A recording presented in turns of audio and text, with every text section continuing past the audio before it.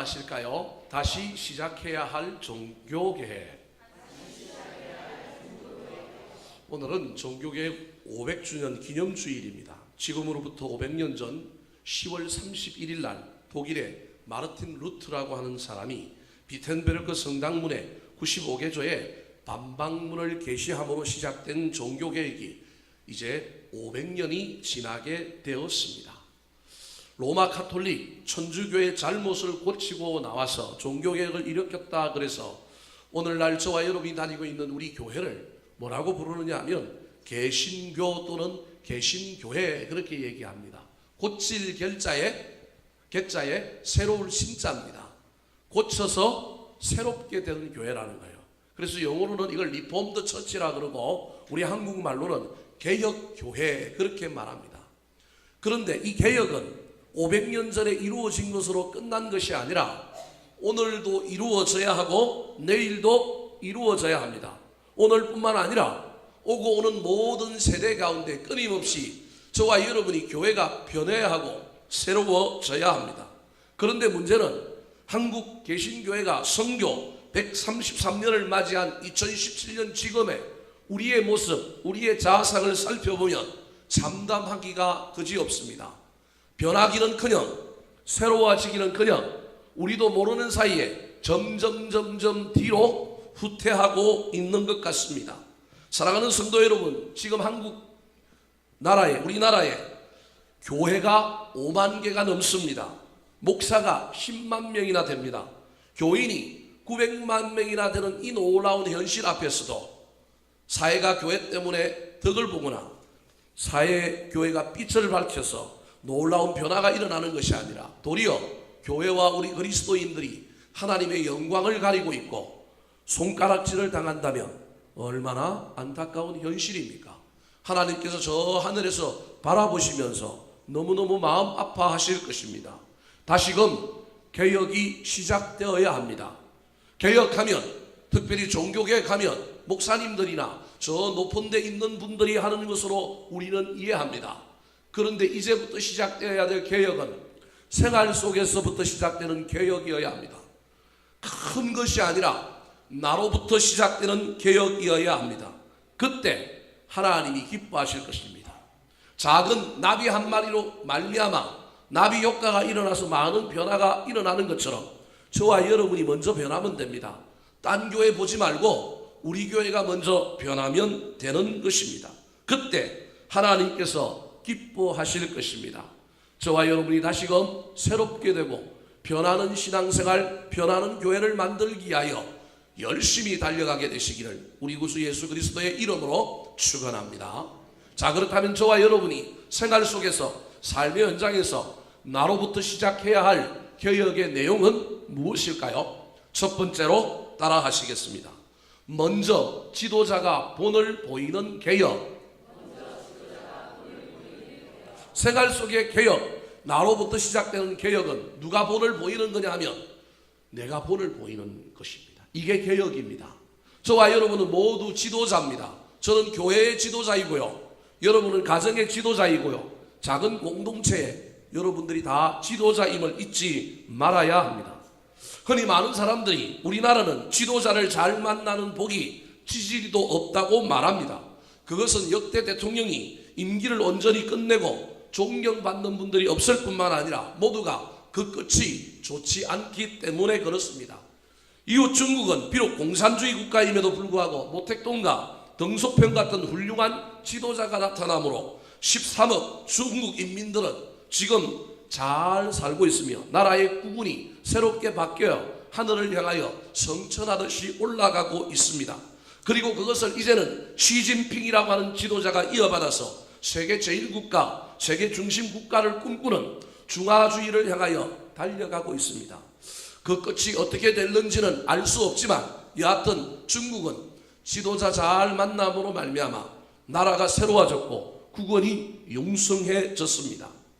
오늘 본문 말씀은 구약의 이스라엘 백성들이 범죄함으로 말미암아 나라가 멸망하고 바벨론의 포로로 잡혀가고 난 다음에 70년이 지나자 하나님의 예언과 약속의 말씀대로 다시금 이스라엘로 돌아온 이야기 속에서 나온 이야기입니다. 이스라엘 백성들이 바벨론 포로 생활에서 돌아올 수 있었던 것은 페르시아 제국의 고레스라고 하는 선한 왕 때문이었습니다. BC 539년에 그 당시 세계 최강대국이었던 바벨론이라고 하는 나라를 기습하여 그 나라를 점령했을 뿐만 아니라 바벨론이 약탈해온 각 세계 나라의 신상들, 문화재들을 다 돌려주었고 칙령을 발표하여 포로로 잡혀왔던 사람들은 각 나라로 돌아가도 좋다라고 하는 놀라운 선포를 이 왕이 하게 되었습니다. 이로 말미암아 바벨론의 포로로 잡혀갔던 이스라엘 백성들은 총 3회에 걸쳐서 이스라엘로 돌아오게 됩니다. 1차 귀환은 인도자가 누구였느냐 하면 스룹바벨과 예수아라고 하는 사람이었습니다. 이때 몇 명이 귀환하느냐 하면 49,897명이 귀환을 합니다. 이들이 돌아와서 했던 첫 번째 일은 무너졌던 예루살렘 성전을 쌓았습니다. 그리고 잃어버렸던 절기인 유월절을 회복하여 다시금 하나님께 나아가서 예배했습니다. 이때의 이야기가 오늘 본문이 들어있는 에스라 성경 1장부터 6장에 기록되어 있습니다. 2차 포로 귀환의 지도자는 오늘 본문의 주인공인 에스라라고 하는 사람입니다. 이때 여자와 어린아이를 제외하고 1754명이 귀환합니다. 그러니 아이들하고 여자도 치면 약 3,000명 정도가 귀환했을 가능성이 있습니다. 이때 에스라가 돌아와 보니까 성전은 비록 작지만 건축이 되어 있었는데 이 돌아온 사람들이 믿음을 회복하고 종교의 부흥을 일으키고 아름답게 신앙생활을 할 줄 알았는데 신앙이 문제가 있는 거예요. 이방 여인들과 결혼했어요. 전부 다 첩이 있고 이방 여인들을 아내로 맞이하였을 뿐만 아니라 그 이방 여인들이 가지고 온 우상을 더 열심히 섬기고 있는 거예요. 성전을 건축했는데 하나님을 섬기는 것이 아니라 우상을 섬기고 있는 놀라운 일들을 보고 에스라가 이것을 개혁하며 나아갔던 이야기가 에스라 7장부터 10장에 기록되어 있습니다. 3차 기한은 느헤미야라고 하는 사람이 지도자가 되어 들어왔습니다. 몇 명이 돌아왔는지는 그 통계 숫자가 성경에 기록되어 있지 않기 때문에 알 수는 없습니다. 느헤미야가 돌아와서 한 일은 예루살렘 성전은 만들어졌는데 뭐가 없느냐면 성벽, 도시의 성벽이 없으니 이민족들이 자꾸 집적되고 쳐들어와서 괴롭히니 예배하기가 쉽지 않은 거예요. 그래서 느헤미야는 만들어져 있는 성전 주변에 성을 쌓는 성벽 재건 공사를 했습니다. 뿐만 아니라 2차 기한했던 에스라가 종교개혁을 일으켜서 율법을 선포하고 율법을 가르쳤던 그 일을 개성받아서 이어받아서 이스라엘 백성들이 더 하나님께 가까이 나아가고 율법 중심의 삶을 살아가도록 가르치는 일을 느헤미야가 감당했습니다. 그것이 구약성경 느헤미야 1장부터 13장에 나옵니다. 오늘 본문의 내용은 2차 기한의 지도자였던 학사 에스라가 주도한 개혁운동입니다. 에스라가 조금 전에도 말씀드렸던 것처럼 기환에서 예루살렘에 살고 있는 1차에 기환한 이스라엘 백성들이 사는 모습을 보니 외형은 갖추었는데 성전도 만들고 공동체도 이루어 살고 있는데 내용이 완전히 엉망이었습니다. 하나님을 섬기는 것이 아니라 이방 우상을 섬기고 있었고 율법에 엄격하게 금하고 있는 이방 여인들과의 결혼이 창궐했습니다. 그래서 전부 문제가 있었던 것입니다. 그것을 바라보았던 이 에스라가 너무너무 가슴이 아파서 처음 한 행동이 있습니다. 지도자가 이런 일을 보면요, 뚜껑이 열리고 18, 19이 올라와서 채찍을 들든지 아니면 뭘 벌을 주든지 아니면 막 엄청나게 분노했을 텐데 이 에스라가 첫 번째 보인 행동은 그러한 행동이 아니라 기도하는 거였습니다. 에스라 9장 5절 6절 말씀입니다. 시작. 저녁 제사를 드릴 때에 내가 근심 중에 일어나서 속옷과 겉옷을 찢은 채 무릎을 꿇고 나의 하나님 여호와를 향하여 손을 들고 말하기를 나의 하나님이여 내가 부끄럽고 낯이 뜨거워서 감히 나의 하나님을 향하여 얼굴을 들지 못하오니 이는 우리의 죄악이 많아 정수리에 넘치고 우리 허물이 커서 하늘에 미침이니이다. 5절에 보니까 근심 중에 바라보니까 너무 근심이 많은 거예요. 사람들의 삶을 보니까 너무 엉망인 거예요. 그런데 그것을 보고 분노한 것이 아니라 속옷과 겉옷을 찢고 무릎을 꿇고 기도했습니다. 유대인들은 서서 기도하는데 무릎을 꿇고 기도했다라는 것은 격정적으로 열정적으로 진심을 담아 기도했다라는 것입니다. 기도의 내용이 6절에 나옵니다. 뭐라고 얘기합니까? 나의 하나님이여 내가 부끄럽습니다. 낯이 얼굴이 뜨거워서 감히 내가 하나님을 향하여 얼굴을 들 수가 없습니다. 그래 놓고는 뭐라고 얘기하느냐 하면 우리의 죄악이 많아 정수리 머리 위에 넘치고 허물이 커서 어디에 닿는다고요? 하늘에 닿는다는 거예요. 저기서 에스라의 중요한 태도는 무엇이냐 하면 백성들이 지은 죄를 백성들의 죄라고 말하지 않고 누구의 죄라고 말하고 있어요? 우리의 죄, 공동체의 죄라고 말하고 있는 겁니다. 지도자는 책임을 지는 사람입니다. 지도자는 떠넘기는 사람이 아니라 지도자는 책임을 지고 지도자는 민족의 문제, 공동체의 문제를 붙들고 자기가 회개하며 기도하는 사람입니다. 이 느헤미야의 회개 기도가 공동체를 바라보며 기도했던 그의 기도가 오늘 10장 1절까지 이어집니다. 1절 말씀 같이 한번 읽어볼까요? 시작. 에스라가 하나님의 성전 앞에 엎드려 울며 기도하여 죄를 자복할 때에 많은 백성이 크게 통곡하매 이스라엘 중에서 백성의 남녀와 어린 아이의 큰 무리가 그 앞에 모인지라. 공동체의 문제, 백성의 문제를 죄악들을 가지고 기도하다가 에스라가 누구의 죄를 자백하고 있어요? 자신의 죄까지 자백합니다. 문제는 지도자가 본을 보이며 회개하고 지도자가 책임을 지고 앞장서니 이 지도자의 감명을 받은 누가 모였느냐 하면 백성들이 모여서 통곡했습니다. 1절 마지막에 보니까 큰 무리가 그 앞에 뭐한지라? 모인지라 그렇게 말하고 있는 것입니다. 모였을 뿐만 아니라 연이어 놀라운 일들이 일어났습니다.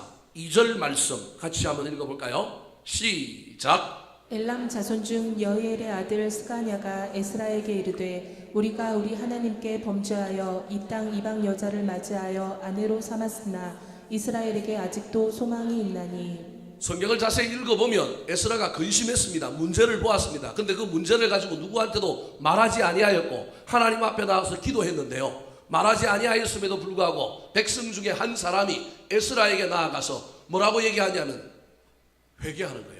하나님께도 고백할 뿐만 아니라 사람에게 나아가고 자기 죄를 구체적으로 이야기하는 거예요. 우리가 이방 여자를 맞이하여 아내로 삼았습니다. 이것은 잘못되었습니다라고 고백하는 거예요.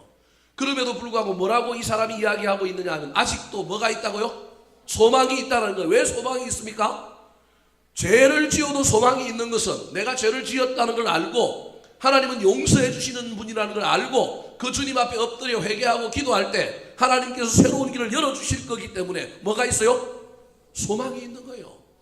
범죄 안 하는 것도 중요하지만 범죄 이유가 중요합니다. 죄를 안 짓는 것도 중요하지만 죄를 지은 이유가 얼마나 중요한지 모릅니다. 저와 여러분은 인간인지라 실수할 수 있습니다. 범죄할 수 있습니다. 그런데 범죄 이유, 기도 그 이유가 얼마나 중요한지 모릅니다.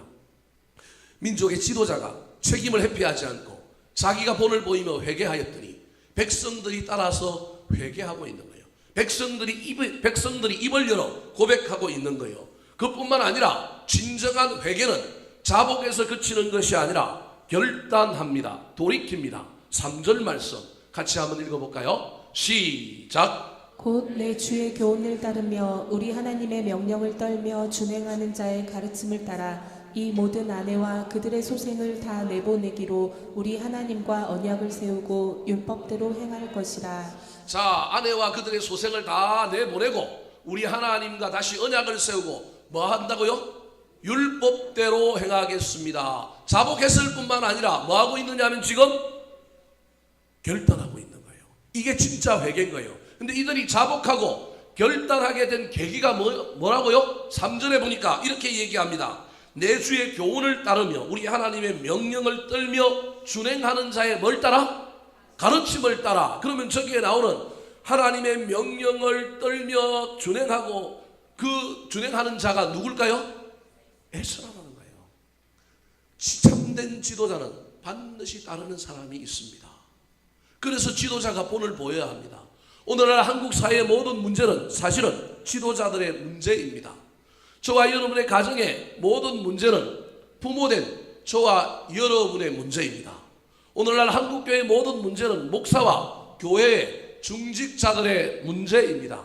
우리가 본이 되지 못했기에 우리의 삶을 바라보고 감동받고 감명받고 따라오고자 하는 사람이 없기 때문에 문제인 것입니다.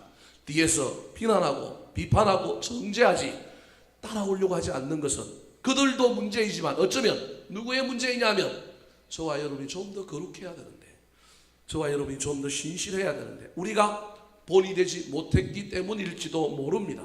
그러므로 저와 여러분은 종교개혁이라고 하는 큰 주제를 바라볼 때 어떤 구조를 바꾸고 제도를 바꾸는 것도 중요하지만 내가 본이 되리라, 내가 있는 곳에 누군가가 나를 따라오는 아름다운 삶을 살리라 결단하셔야 합니다. 이 위대한 삶을 살았던 성경에 한 인물이 있습니다. 그 사람이 엄청나게 강호한 이야기를 했습니다. 주인공이 누구냐 하면 바로 사도 바울입니다. 고린도 교회 교인들을 향하여 이렇게 이야기했습니다. 11장 1절 말씀 시작. 내가 그리스도를 본받는 자가 된 것 같이 너희는 나를 본받는 자가 되라. 아무런 문제가 없는 말인 것 같지만 저 말이 오늘날 한국 교회 교단에서 이야기가 됐다 그러면 아마 벌떼같이 사람들이 일어나서 저 말하는 사람을 이단이라 고소하고 저 사람을 가만두지 아니하였을 것입니다. 왜 그러냐 하면 바울 사도가 고린도 교회 교인들을 향하여 뭐라고 얘기하고 있느냐 하면 너네 하나님 잘 믿고 싶지? 그러면 누굴 보고 믿으면 된다고요? 나를 보고 믿으면 된대요. 이게 아무런 문제가 없는 것 같지만 이건 누가 할 수 있는 말이냐면 교주가 할 수 있는 말이에요. 그러니까 지금 사도 바울이 잘못하면 뭐가 될 수 있느냐 하면 이단의 교주가 될 수 있는 거예요. 근데 저 말이 아무렇지도 않은 이유는 사도 바울이 고린도 교회 교인들에게 본이 되는 삶을 사는 거예요. 문화가 다른 거예요. 고린도 교회 교인들은 보이는 것을 믿어야 되는 그리스 헬라 철학의 문화 속에 살고 있는 사람이고, 이스라엘 백성들은, 유대인들은 형이상학, 행위하학이라고 하는 철학의 두 관점 중에서 이들은 옛날부터 하나님은 보이지 않는 존재였기 때문에 보이지 않아도 뭐 할 수 있느냐 하면 믿을 수가 있는 거예요. 그래서 하나님은 형상을 만들지 말라 그랬기 때문에 유대인들은 보이지 않는 하나님을 믿는 것이 어려움이 없는데, 그리스 헬라 문화 속에서 살았던 이 그리스인들은 뭐가 있어야 되냐면 보이는 것이 있어야 되는 거예요. 그래서 뭐가 있어요? 거기들 가면 신상이 많잖아요. 동상들이 많잖아요. 뭘 많이 새겨놨잖아요. 그리스 로마 이쪽에 가면 그건 그 사람들이 가지고 있는 세계관이 그렇기 때문에 그런 거예요. 이걸 바울이 안 거예요. 너희들은 보이는 것을 믿지. 그런데 보이는 것을 믿으려니 하나님이 안 보이니까 힘들지. 그럼 내가 모델이 돼줄게. 나를 봐. 나 진짜 하나님 열심히 잘 믿어. 근데 나를 보고 너희들이 나처럼 신앙생활하면, 너희들이 예수 믿은 지 얼마 안 됐고 신앙이 어리지만 내가 가는 길을 그대로 따라오면 너희들이 예수 잘 믿게 될 거야. 하나님 잘 섬기게 될 거야. 바울 사도가 지금 이렇게 얘기하고 있는 거예요. 이건 대단한 이야기입니다. 사랑하는 성도 여러분, 저와 여러분이 바울 사도와 같은 이런 자부심이 있었으면 좋겠습니다. 내가 가는 길을 우리 아들들이 따라오고, 내가 가는 길을 내가 섬기고 내가 양육하는 사람들이 따라만 올 수만 있다면 그것처럼 아름다운 일이 어디 있겠습니까? 거기에는 반드시 무엇이 필요하냐 하면 본이 필요합니다. 좋은 본을 보이시기 바랍니다. 책임질 건 책임지시고 핑계하지 말고 미루지 말고 감당하고 헌신하시기 바랍니다. 그때 놀라운 일이 일어나게 될 것입니다. 진정한 종교개혁은 내가 본이 되는 겁니다. 삶의 현장에서, 가정에서, 교회에서, 공동체에서 내가 누군가에게 영향력을 끼칠 뿐만 아니라 나의 삶을 그대로 따라오는 사람이 있을 때 저와 여러분은 성공한 사람이요 아름다운 신앙의 주인공이 된다는 사실을 기억하며 본된 자의 삶을 아름답게 살아가게 되시기를 예수님의 이름으로 축원합니다. 두 번째, 생활 속에서부터 시작되어야 할 종교개혁, 나로부터 시작되어야 할 개혁의 내용은 무엇일까요? 따라 하시겠습니다. 다시 말씀으로 돌아가 순종하는 개혁. 어느 시대나 부흥하고 성장하는 시대는 흔들 수 있는 깃발이 있었고 사람들이 그 깃발을 보고 달려갔습니다. 우리나라 경제가 고도로 성장했던 1970년에는 새마을 운동이라고 하는 깃발이 있었습니다. 그리고 잘 살아보세, 잘 살아보세, 우리도 한번 잘 살아보세라고 하는 구호가 걸려 있었습니다. 아쉬운 것은 그때 잘 살아보세, 잘 살아보세만 외치지 말고 바르게 살아보세, 제대로 살아보세도 같이 외쳤다면 우리나라가 좀 더 아름다운 나라가 되지 않았을까, 그런 아쉬움을 제 개인적으로 생각해 봅니다. 아무튼 그 시절에는 어디에서든지 잘 살아보세라고 하는 깃발이 불러기고 있었고 모두들 그 깃발만 바라보고 달려갔습니다. 그리고 그 깃발 아래 대동단결했습니다. 그 결과 우리나라는 세계가 놀랄만한 한강의 기적을 이룩하게 되었습니다. 그런데 수십 년이 지나고 난 다음에 지금 우리 한국 사회는 흔들리는 깃발이 없습니다. 저쪽에는 촛불이 흔들리고요, 이쪽에는 태극기가 흔들리고요. 사회가 다양화되었기 때문이기도 하지만 통일되어서 누군가가 전부 동의할 수 있는 하나의 깃발이 우리 사회에 없습니다. 2002년 월드컵 때 잠깐 깃발이 나타났어요. 대한민국이 나타났어요. 필승 코리아가 나타났다가 몇 년 있으니까 그 깃발이 그냥 사라져버렸어. 오늘날 우리 한국 사회에 깃발이 없습니다. 한국 사회에만 깃발이 없는 것이 아니라 오늘날 신앙생활하는 현대 한국 교회에도 깃발이 사라졌어요. 신앙생활도 마찬가지입니다. 어떤 깃발을 바라보고 전부 동의하며 그 깃발을 바라보고 달려가야 하는데 복음이 전해진 지 오래되고요, 신앙의 연수와 연차가 차다 보니까요, 우리가 전부 자기 나름대로 깃발 갖고 달려가는 거예요. 그래서 공통된 깃발이 없는 거예요. 종교개혁 이후 교회는 전통적으로 세 가지 깃발이 나붙겠습니다. 그 깃발이 무엇이냐면 오직 믿음, 솔라 피데라고 하는 깃발이 첫 번째 깃발이었고, 두 번째 깃발이 오직 은혜, 솔라 그라시아라고 하는 깃발이 흔들렸습니다. 또 다른 한 깃발은 오직 말씀, 솔라 스크립튜라라고 하는 깃발이 있었습니다. 믿음과 은혜와 말씀이라고 하는 깃발이 교회의 중요한 깃발이었습니다. 우리는 그 깃발을 바라보며 믿음대로 살아야 하고요, 우리는 그 깃발을 바라보면서 하나님의 은혜를 잃어버리면 안 되고요, 우리는 그 믿음과 그 은혜를 굳건하게 만들고 그 은혜의 통로로서 말씀을 붙들어야 하는 거예요. 그런데 이 종교개혁은 사실은 세 가지 깃발이 흔들렸지만 종교개혁의 핵심에 가장 밑바닥에 있었던 가장 중요한 깃발이 뭐냐면 말씀, 성경이라고 하는 깃발이었습니다. 왜냐하면 사제들이 독점하고 있던 라틴어로 기록되어 있는 성경을 전부 각 나라의 언어로 번역하여 전부 누구에게 줬느냐 하면 성도들의 손에 넣어준 거예요. 하나님과 직접 소통하고 은혜 받아라. 왜냐하면 그 은혜가, 그 말씀의 은혜가 너희를 은혜롭게 만들고 너희 믿음을 굳건해야 할 거라는 거예요. 만인 제사장주의가 여기에서 나온 거예요. 성경을 그렇게 번역해서 전부 나눠줄 뿐만 아니라 하나님과 직접 말씀 가운데 은혜 받고 하나님의 말씀을 직접 들을 수 있는 기독교의 유일한 경전인 성전을 통하여 하나님이 여전히 살아계심을 종교개혁이 우리에게 준 것입니다. 그런데요, 오늘날 이 깃발들이 사라져버렸습니다. 왜 사라져버렸습니까? 홍수가 나면 물은 많은데 먹을 물이 있어요, 없어요? 없어요. 수많은 서적들이 쏟아져 나왔습니다. 수많은 뭐가 쏟아져 나왔느냐 하면 방송이 쏟아져 나옵니다. 이영기 목사보다 더 잘생기고 더 말씀을 잘 전하는 설교자들이 전부 방송에서 설교를 해요. 그래서 이제 우리의 귀가 당나귀처럼 커졌을 뿐만 아니라 전부 잘한다, 못한다, 이상하다, 우리가 뭐 하고 있느냐 하면 판단하고 있는 겁니다. 한국교회의 70-80%의 교인들이 이제 더 이상 뭘 읽지 않느냐 하면 성경을 안 읽습니다. 안 읽을 뿐만 아니라 안 갖고 옵니다. 그래서 어떤 목사들은요, 저처럼 이렇게 막 띄우고 하는 걸 싫어하는 목사들도 있어요. 저게 교인들이 성경 안 갖고 오게 만들었다는 거예요. 그러면 갖고 올까 제가 실험을 한번 해보려고 그러는데 저는 그래도 안 갖고 올 것 같아요. 그래서 요렇게라도 성경을 읽혀야 되겠다. 제가 떠들면 되지만 저는 설교 시간에 성경을 자꾸 읽히는 이유가 그렇게라도 성경을 읽어야 되겠다, 이 생각 때문에 합니다. 성경 읽지 않습니다. 그래서 내 가슴을 울리는 말씀, 나한테 깊이 패인 말씀이 없는 거예요. 다 압니다. 전에 들어서 알고요, 설교를 통해서 알고요, 방송을 통해서 알고 책을 통해서 알지만 내 말씀은 없습니다. 이게 오늘날 한국교회의 문제예요. 그래서 한국교회에 더 이상 신앙의 깃발이 없어진 것입니다. 다시 어디로 돌아가야 되느냐 하면 말씀으로 돌아가야 합니다. 이게 개혁입니다. 여러분 종교개혁을 다른 걸로 생각하지 말고 오늘 설교 들었다면 제발 말씀으로 돌아가십시오. 목사의 설교만 듣지 마시고 말씀으로 돌아가십시오.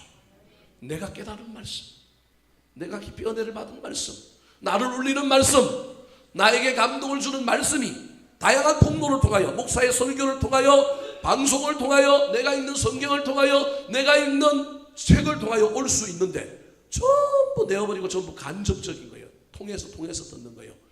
위험할 가능성이 많습니다. 다시 말씀으로 돌아가십시오. 말씀으로 돌아가는데 그 말씀으로 돌아가는 것만이 중요한 것이 아니라 말씀으로 돌아간다는 말의 가장 중요한 것은 말씀이 그러하다 하면 뭐 해야 될까요? 순종하는 겁니다. 삶 속에서. 이게 종교개혁입니다. 말씀으로 돌아가야 될 뿐만 아니라 말씀이 내 가슴을 찌르고 나를 감동시키면 그 말씀에 순종해야 합니다. 오늘 본문에 에스라가 개혁해야 될 내용을 바라보고 그것을 이스라엘 백성들에게 선포했더니 백성들이 전부 감동을 받았을 뿐만 아니라 그 말씀대로 순종하기로 살기로 결단했습니다. 10절 말씀 같이 한번 읽어볼까요? 시작. 제사장 에스라가 일어나 그들에게 이르되 너희가 범죄하여 이방 여자를 아내로 삼아 이스라엘의 죄를 더하게 하였으니 이제 너희 조상들의 하나님 앞에서 죄를 자복하고 그의 뜻대로 행하여 그 지방 사람들과 이방 여인을 끊어버리라 하니. 설교자의 말씀이 선포되었습니다. 이때 보인 이스라엘 백성들의 태도가 무엇입니까? 12절 말씀 같이 읽겠습니다. 시작. 모든 회중이 큰 소리로 대답하여 이르되 당신의 말씀대로 우리가 마땅히 행할 것이니이다. 당신의 말씀대로 우리가 마땅히 행할 것입니다. 순종하겠습니다. 말씀으로 돌아갔을 뿐만 아니라 말씀에 순종하기로 한 것입니다. 이것이 종교개혁의 본질입니다. 왜 종교개혁이 일어났습니까? 로마 가톨릭 교회가 점점 말씀에 없는 것, 말씀을 떠나기 시작했습니다. 수많은 것이 말씀에서 떠나버렸지만 로마 가톨릭 교회가 말씀에서 떠난 가장 중요한 하나를 든다면 그것은 바로 마리아 숭배입니다. 니케아 종교회의에서 마리아에게 하나님의 어머니라고 하는 호칭을 주었습니다. 화면을 보여주시기 바랍니다. 5세기에 거룩하고 영광스러운 하나님의 어머니라고 하는 호칭을 주면서 마리아를 신의 영역으로 신격화시키기 시작했습니다. 드디어 7세기에 오면 마리아와 관련하여 교리를 하나 만드는데 무슨 교리를 만드느냐 하면 영원한 동정녀 교리를 만듭니다. 이때부터 말씀을 완전히 떠나기 시작합니다. 영원한 동정녀 교리라는 건 무엇이냐 하면 마리아는 예수님을 낳기 전뿐만 아니라 그 이후에도 남자와 관계한 일이 없기 때문에 마리아는 영원히 뭐라고요? 동정녀라는 거예요. 왜 이 교리를 만들까요? 마리아를 뭘로 만들어야 되기 때문에 신으로 만들어야 되기 때문에 애를 낳았다 그러면 인간이란 말이에요. 그래서 애를 낳은 일이 없고 뭐라고요? 동정녀라는 거예요. 신으로 만들어서 숭배하려고 7세기부터 마리아 영원한 동정녀 교리를 만들었습니다. 근데 이건 말씀을 떠난 겁니다. 성경은 분명히 이야기합니다. 마리아는 예수님을 낳았을 뿐만 아니라 누구도 낳았다고요? 또 다른 예수님의 남동생 4명과 누이들, 딸도 낳았다고 성경은 우리에게 말씀해 주고 있습니다. 마태복음 13장 55절 56절 말씀입니다. 시작. 이는 그 목수의 아들이 아니냐? 그 어머니는 마리아, 그 형제들은 야고보, 요셉, 시몬, 유다라 하지 않느냐? 그 누이들은 다 우리와 함께 있지 아니하냐? 분명히 이 사람의 모든 것이 어디서 났느냐 하고. 분명히 예수님 말고도 예수님의 또 다른 육신의 동생 야고보, 요셉, 시몬, 유다가 있습니다. 저기 야고보는 예루살렘 교회의 초대 지도자였고요. 마지막에 나오는 유다는 신약 성경의 유다서의 저자입니다. 56절에 보니까 예수님의 여동생들도 있었다라고 성경은 분명히 기록하고 있습니다. 분명히 인간이요, 분명히 애를 낳았음에도 불구하고 영원한 동정녀다 그렇게 말하는 겁니다.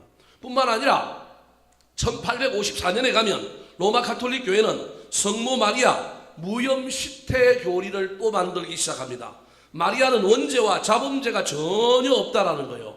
그러므로 원죄 없는 상태에서 그리스도를 잉태했다라는 겁니다. 이게 성모 마리아 무염시태 교리입니다.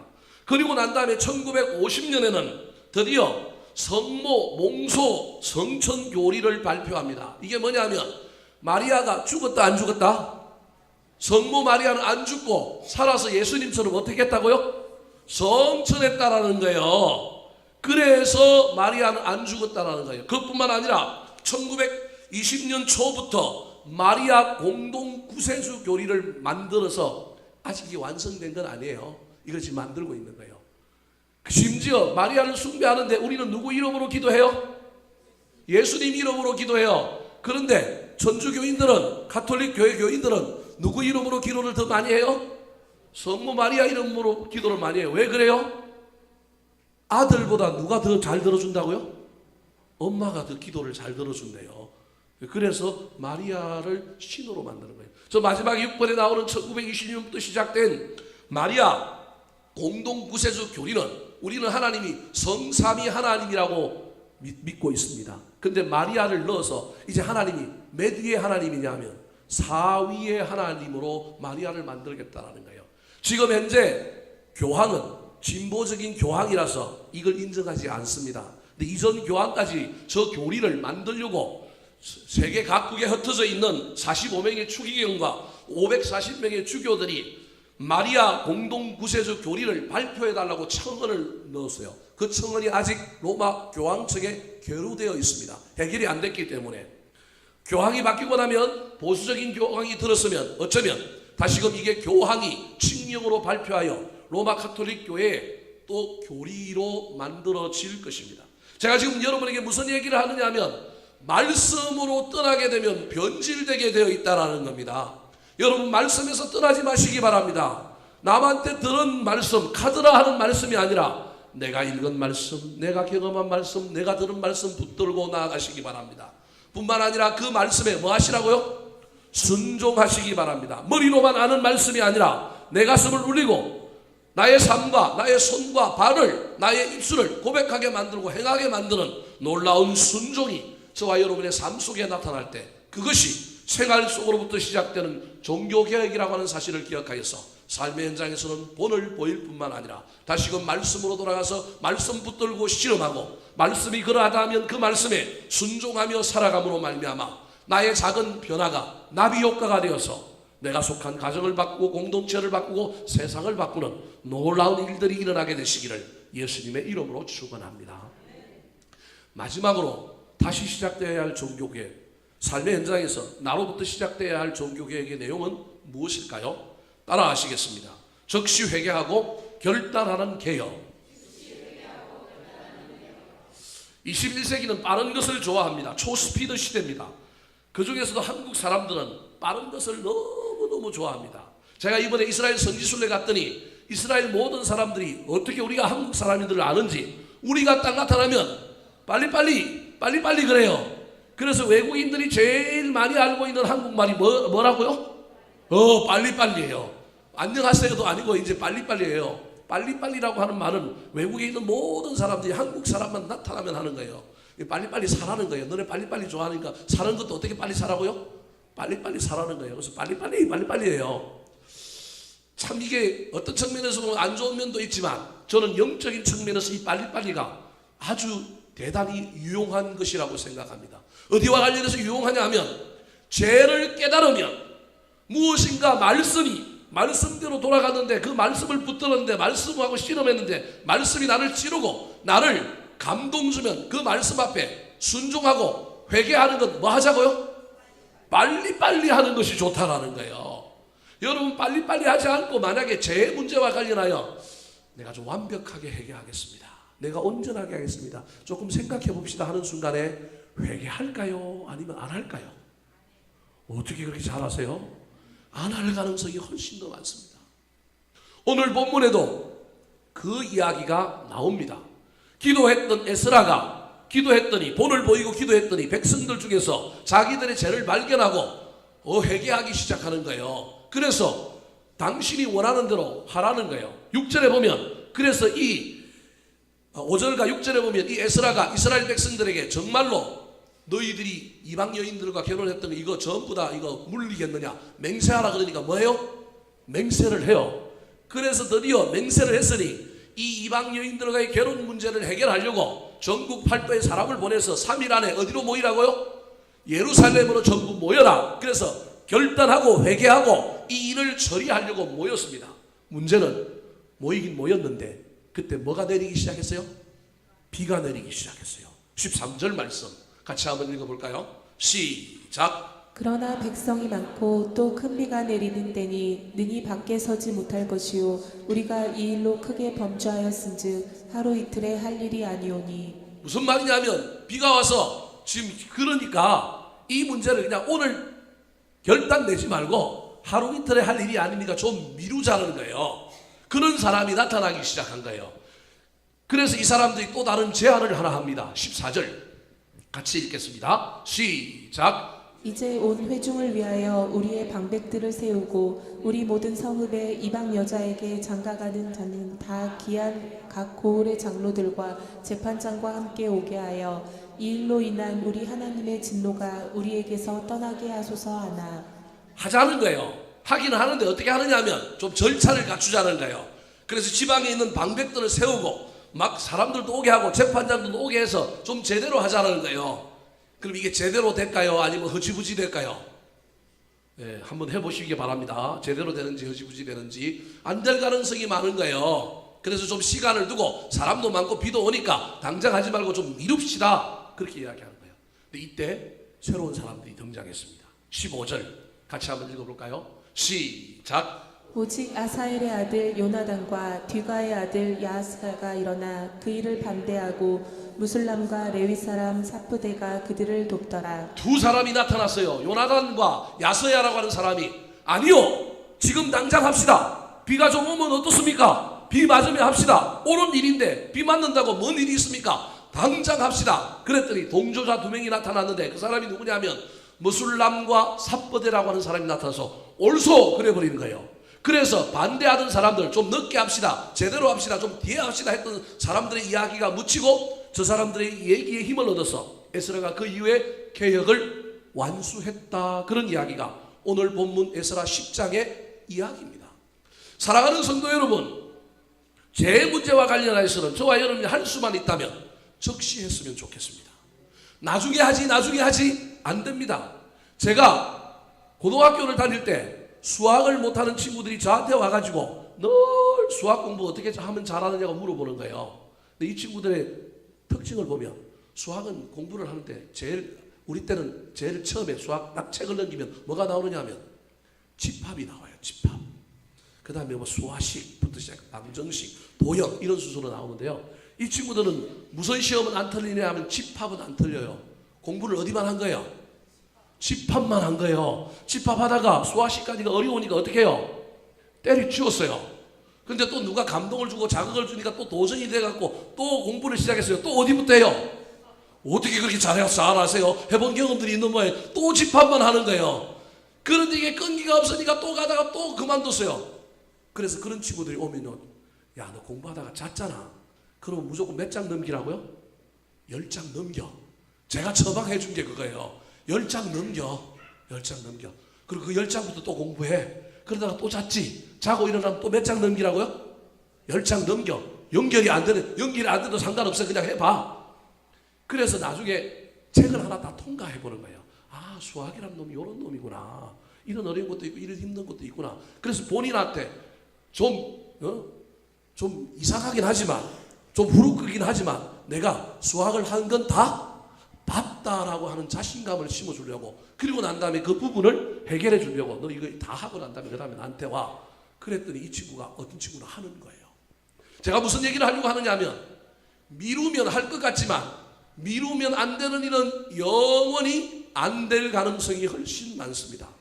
이왕 할 거면 빨리 하시기 바랍니다. 나중에 하려고 하지 말고 제대로 하시기 바랍니다. 영적인 문제와 관련하여, 죄의 문제와 관련하여, 결단하고 헌신하는 문제와 관련하여서는 여러분 할 수만 있다면 적시하십시오. 본이 되었을 뿐만 아니라 말씀을 붙들고 순종했는데 하나님이 나한테 순종할 마음을 주시고 헌신한 마음을 주시고 죄를 깨닫게 하여서 회개할 마음을 주셨다면 바로 하시기 바랍니다. 그때 개혁이 일어납니다. 그때 우리 하나님이 우리 삶에 놀라운 은혜를 주실 것입니다. 사랑하는 성도 여러분, 말씀을 마치려고 합니다. 선한 데는 지혜롭고 악한 데는 미련하시기 바랍니다. 할 수만 있다면 죄악으로는 빨리 이별하시고 결단은 빠르게 하시기 바랍니다. 악을 품고 있으면 벼망하게 됩니다. 핑계하거나 변명하지 말고 즉시 회개하고 모든 죄에서 떠남으로 말미암아 하나님께 쓰임받고 복을 받는 진정한 삶의 회개자, 죄의 개혁자들이 다 되시기를 우리 구주 예수 그리스도의 이름으로 축원합니다. 한번 따라 하실까요? 다시 시작해야 할 종교개. 먼저 지도자가 본을 보이는 개혁. 다시 말씀으로 돌아가 순종하는 개혁. 즉시 회개하고 결단하는 개혁. 기도하겠습니다. 하나님 아버지, 종교개혁 500주년이 지났지만 교회는 빛을 잃어갑니다. 우리 그리스도인들은 향기를 상실했습니다. 주여 도와주시옵소서. 다시금 삶의 현장에서 나로부터의 개혁이 시작되게 하여 주시옵소서. 가정에서 부모로서 본을 보이게 하여 주시고 자식들이 우리의 살아가는 길을 따라오게 하여 주시옵소서. 교회에서 목사인 저에게 하나님 본이 되는 목사 되게 도와주시옵소서. 무엇보다도 말씀으로 돌아가서 나에게 각인되는 말씀, 나를 뒤흔드는 말씀, 나에게 큰 감동이 되는 말씀, 평생 나를 지탱하는 말씀이 내 사이에 살아있게 하여 주시고, 말씀이 그러하다면 순종하는 저희들이 될 뿐만 아니라 죄를 깨달으면 무엇을 헌신하기로 결단해야 한다면 즉시 할 줄 아는 저희들의 남은 생애가 되게 도와주시옵소서. 감사드리어 꼬리를 구원하신 예수님의 이름으로 기도하옵나이다. 아멘.